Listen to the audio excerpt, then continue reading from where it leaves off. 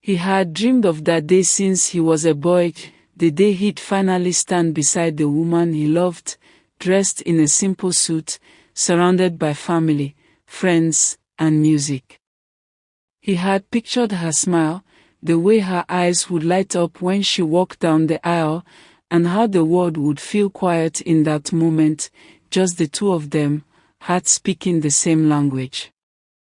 Kwame was never a rich man. He grew up in a small town in Ghana, where every cedi was hard-earned and every dream was built with patience. He worked as a mechanic by day and drove a taxi by night, often coming home long after midnight. But he never complained. Every day, he tucked away a little money in an old wooden box under his bed, savings for the wedding he'd one day have with Oma, the woman who had captured his heart. They met in church, during a youth gathering. Oma was soft-spoken, gentle, and full of grace. Her laughter was the kind that could make any bad day disappear. Kwame loved her in the purest way, not with grand gestures, but with quiet consistency. When she fell sick, he skipped work to take care of her. When her family faced financial problems, he sold his motorcycle to help. And standing beside him through it all was Kofi, his childhood friend, the one who had grown up beside him like a brother.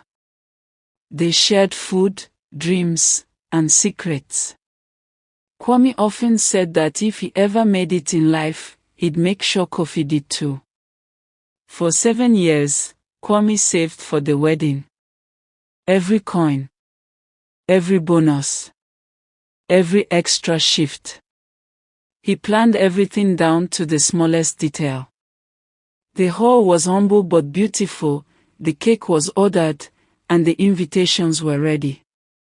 His friends teased him about how serious he was, but he didn't care.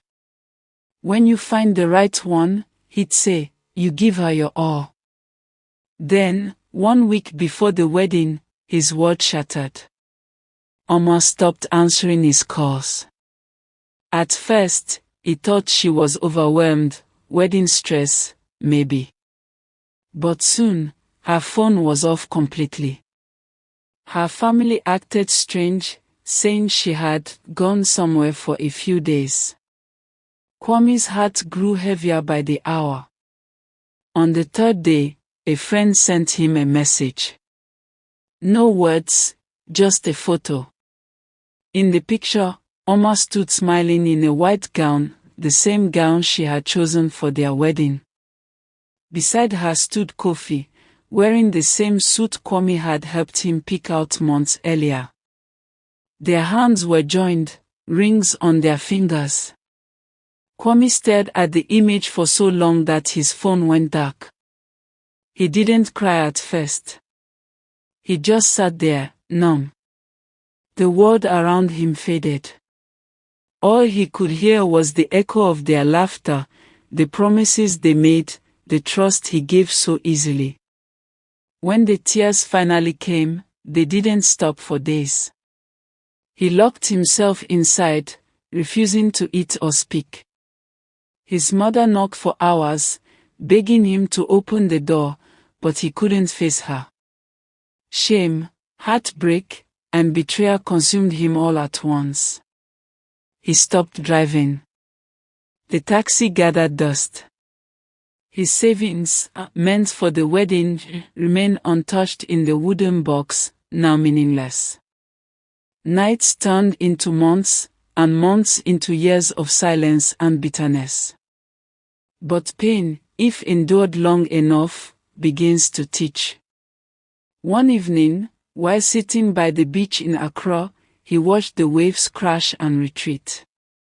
He saw how the ocean erased footprints, washing away what was once there, only to start again. That moment stirred something inside him. He realized that what broke him wasn't love, it was misplaced trust. Love itself had done nothing wrong. He had loved deeply, sincerely, and that was something to be proud of. His heart, Though scarred, still walked. It still felt. So he made a choice to rebuild, not as the same man, but as someone stronger. Kwame started reading.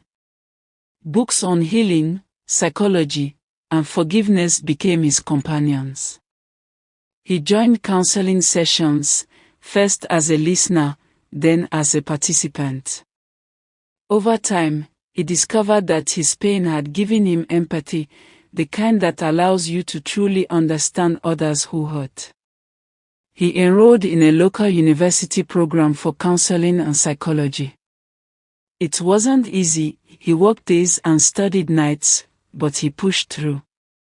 Each exam passed, each client helped, felt like reclaiming a piece of himself. Years later, Kwame became known as one of the most compassionate relationship counselors in his city.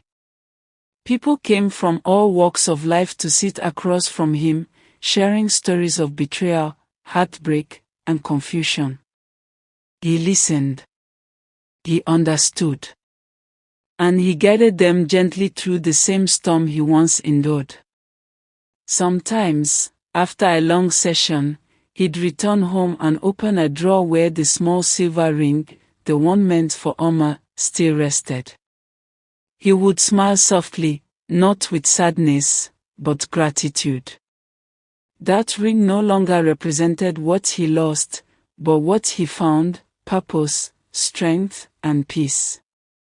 Life had taken away the wedding he planned, but it gave him something greater, a calling to heal broken hearts. And though he never married, he lived with love every day, not romantic love, but the love that lifts others out of darkness.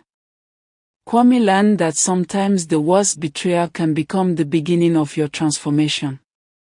Because when your heart breaks open, it creates space for growth, wisdom, and light to enter. His story became a message to everyone who sat before him. Don't let heartbreak define you. Let it refine you. What you survive can become what you use to save others. And with that, the man who once lost everything found a new kind of love, one that never leaves, never betrays, and never ends.